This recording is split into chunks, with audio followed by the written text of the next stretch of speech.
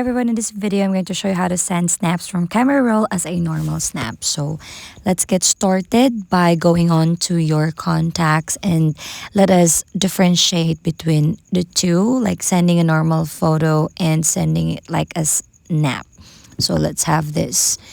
So let's just tap in search and send any like pictures available on your phone. For example, this one.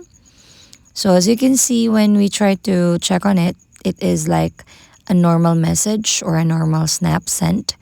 And in order, it's like a photo or a normal photo sent and not as a snap. So in order for us to change that, let us tap that search icon on the upper left corner and type upload. Then once you have this, you can just choose any of the results. Let me choose this one. And then that's the snap or the photo that we have sent a while ago. And then tap send to. And let's send to my AI and click that arrow. And then let's visit again and compare what's the difference between the two. So it is now sent as a snap. So from our camera roll, we're able to send this as a normal snap. So hope this helps. Please don't forget to give us a like and subscribe for more updates.